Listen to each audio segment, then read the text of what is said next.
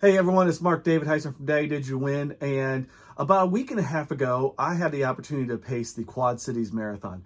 This was the second time actually I have paced it.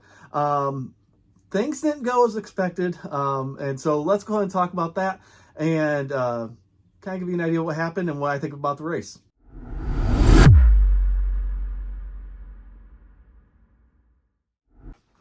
So first of all, the Quad Cities Marathon happened on Sunday, September 24th, 2023. This was the 26th annual Quad Cities Marathon. The expo was held only on Saturday, the 23rd, so the day before. And so that was basically your only option to pick up your packet. I don't remember if they have a race day option or not. But obviously, they encourage you to pick it up that day on Saturday. Let's first talk about the race swag. So basically, this is actually the Quad Cities Marathon t-shirt. It is a very nice poly cotton blend. Feels very nice. Very nice shirt. I most definitely, like I said, this is the second time I ran this race. Most definitely prefer this shirt over the 2021 shirt, which was the other time that I ran it.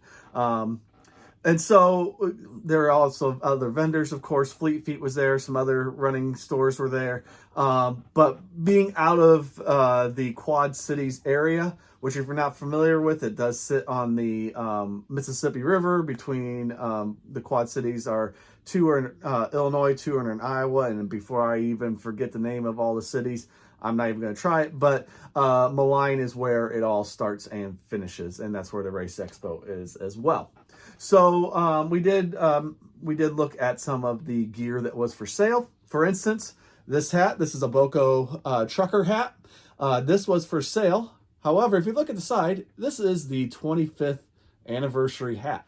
Obviously, like I said, this is the 26th year. I did not run the 25th year, but this patch is so small, not really a big deal. And it was only $10. So can't beat that. Also, I did pick up a Quad Cities Marathon visor.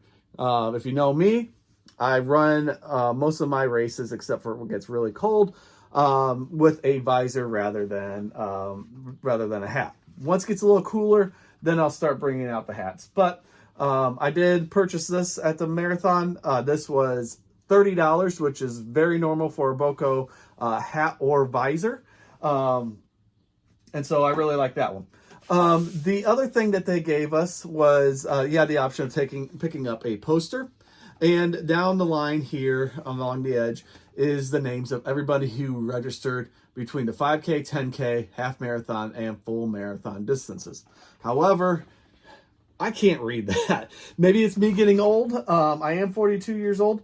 I have yet to find my name, and without a magnifying glass, I'm not finding it. So I'm trusting that it's there. So we did pick up those at the expo as well. Part of my duties as a pacer with the Quad Cities Marathon is I also have to work a 2-hour shift at the pacing booth at the expo. So I did that on Saturday. I worked the last 2 hours of the expo because of driving in from northern Indiana. Me and my son also ran a 5K on Saturday. You can look at that. That was the last video that I posted. Was a video from that, the Sarah Strong 5K. So because of that, we just weren't able to get in time to get to the expo and do an earlier shift. I would have rather done an earlier shift, but that's just the one I was able to do. So we did carb up. We went to a kind of a hole-in-the-wall pasta place. It was actually pretty good. I can't remember what it's called anymore. Oh, for being a pacer, let me talk about that first real quick. For being a pacer, they did give us a singlet this year. This is the singlet, and if you really look at it, you can tell I have worn this a lot. This used to be bright white. So over the last 2 years, I have really worn this quite a bit. So this was the pacing singlet from 2 years ago, from 2021 Quad Cities Marathon. For a while, it was my favorite pacing singlet that I received. Air Force Marathon also gave me a really good one back in 2019.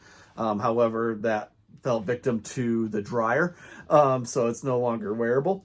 But here is probably my new favorite. This is the singlet they gave us this year. It does say Rabbit. It is Rabbit brand. First time I think I've ever had a Rabbit brand anything. This is really nice. I really enjoyed, it has Pacer there on the back. But I really, really like this one. I think I've already ran it like 3 times since the marathon. So this is probably my nicest singlet now that I own. So great job by, I think Fleet Feet had a lot to do with that in Davenport. Greatly appreciate that. So other things they actually gave us as Pacers. They gave us a beanie. Kind of surprised. Only because it was warm.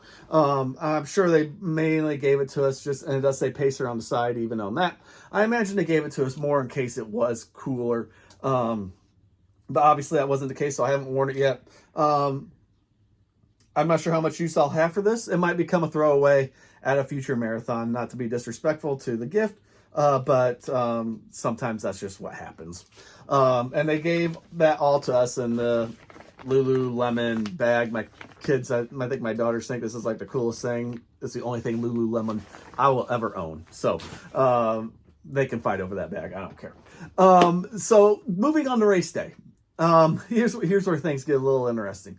All week and even that morning, when looking at the weather app, the race did start in the low 60s, which is warm for a marathon, especially just starting. But the whole time they had been saying overcast. It was going to be completely overcast with chances of rain and maybe even lightning. The day before at the expo, I was talking to the head pacer. What are the expectations if we get the lightning? What are the expectations then if they call the race because of it? And they were great about this. Basically, they said, do not run in anything that you feel unsafe about. So if we saw lightning and we felt unsafe, we had the option to make the call ourselves. Even if the race did not officially make the call yet, we had the option to say, we are done. We don't feel safe doing this. We're stepping off. All that to say, that was a pointless conversation because it was not cloudy at all. It was completely sunny all day, and it got warm fairly quickly. So the race started at 7 a.m. Central Time. The half marathon and marathon start together, but within the first half mile to 3/4 mile, there's already a split happening. The half marathoners go ahead and cross this bridge, which is on the poster. That is the I-74 bridge going over the Mississippi River. And then they basically run along the Mississippi for quite a while until they get back to the starting line and they finish that way. They do obviously cross another bridge. I'm sorry, I can't remember the name of that bridge. But that was what the half marathon did. What the marathon does is we actually go out, continue going, I guess technically you would think it'd be north because of the Mississippi, but it's actually, we actually head east. At the Quad Cities area, the Mississippi River, of course, runs north to south, but it makes a bend right across, right at the Quad Cities. And so the section that we run along for the marathon is actually going east to west of the Mississippi River. So we are running east along the Mississippi River, which actually used to be the last 10K back when I ran it in 2021. However, now they've made that the first 6-7 miles of the race, which I think is a great call on the race's part to get that section out of the way, because it was always demoralizing to come off the last bridge to where basically the finish line is right there, but you have to go out and do another 10K. So I think it's a great call by the race to get this section out of the way early. And that way also it's not as crowded on the bridge. You can see on the poster that the runners are running on the lane of traffic. That was what they did last year for the 22 race. This year, we were actually on this side of the bridge, so on the opposite direction, and there's actually a pedestrian path on that side. And it's wide enough for a car, but it was also very wide to get all the runners on the bridge and over the river. There were no issues, at least not with what I saw in the marathon. We had plenty of room to do that. But that came later on in the race, and that was actually the first hill of the race, coming about mile 7 or 8. One thing I did notice early in the race, and it kind of became, spoiler alert, my downfall of this, was there were very few aid stations at the beginning of the race. Like I said, I think they were like maybe every 2 to 2.5 miles. And it did not seem like, I know the first one did not have Gatorade. I think the second one did, but they were getting so swamped by runners that I wasn't able to get any. Settling for water where I could really start to use the electrolytes. I know it's early in the race, but you guys start getting those things in early, or else dehydration sets in. But really my pacing was going really well. Made it over the bridge, like I said, 7.5 miles, roughly in there to 8. And then actually more hills start after that. You go through a residential neighborhood. I'm sorry, I can't remember the town, so I apologize. But you go through a residential neighborhood which is very hilly. And then eventually, right before the half marathon point, you come back to the Mississippi River. And then it becomes flat again. It becomes flat for about the next 5 miles while you're running along the Mississippi. It's very beautiful, very scenic. One thing we noticed when you get to about mile 13, 14-ish, you notice that there's a train track beside the bike path. We're on bike paths at this point. Lo and behold, we find out that there are active trains on this. We get to mile 18, which is an aid station right before it. And there's a train that I've been running beside for quite a while. It seemed like quite a while was still going, and I had to cross that train track. So, if you look at Facebook, if you look at Runner's World, there was an article about this.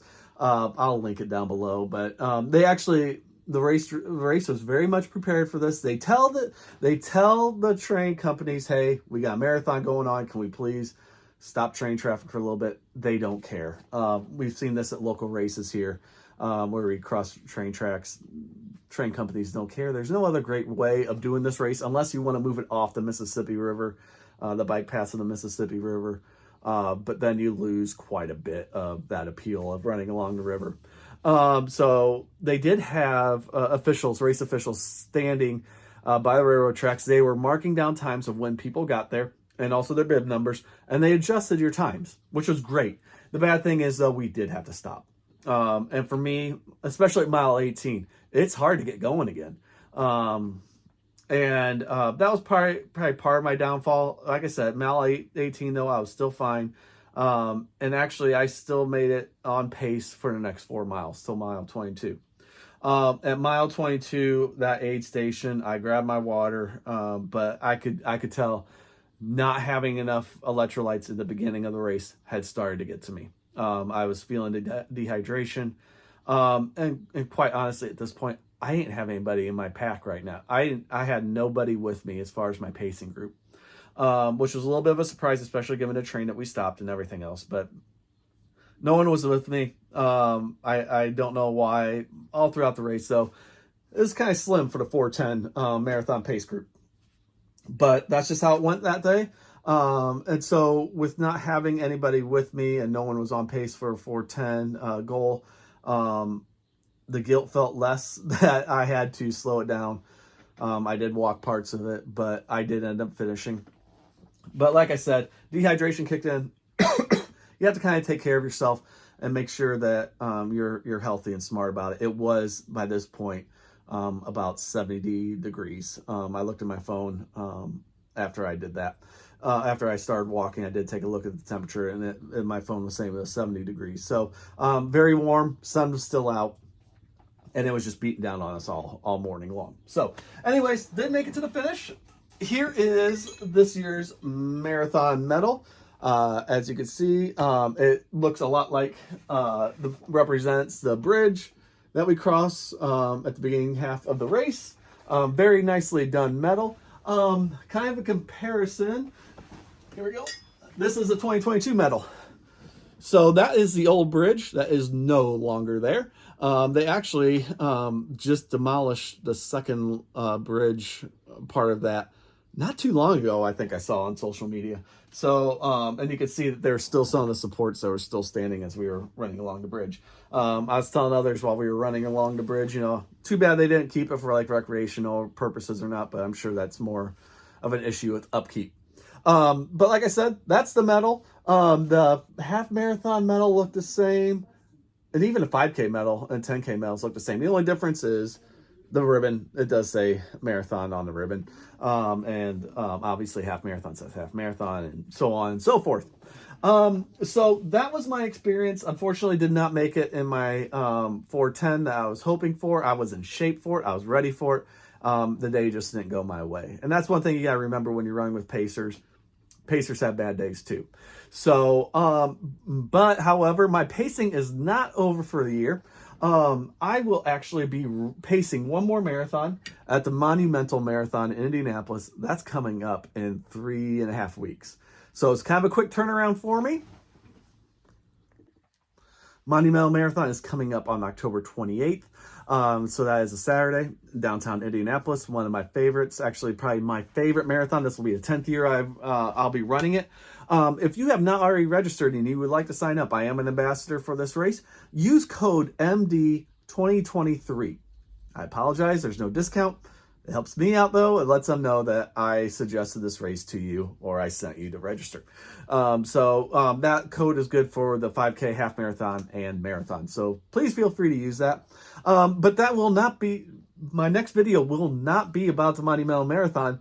I am actually heading to Chicago this Sunday morning to help out with the family, the Mile 5 aid station. I will be once again be a tower announcer, meaning that they will give me a bullhorn. Once again, Gatorade first, water second. Nice job, everybody. Keep it up. Once again, don't know why they keep on doing this, but they trust me to do this for some reason. So I will be shouting out instructions. From what I hear, I understand, I will be on the runner's left-hand side. So if you are running the Chicago Marathon, first of all, best of luck to you.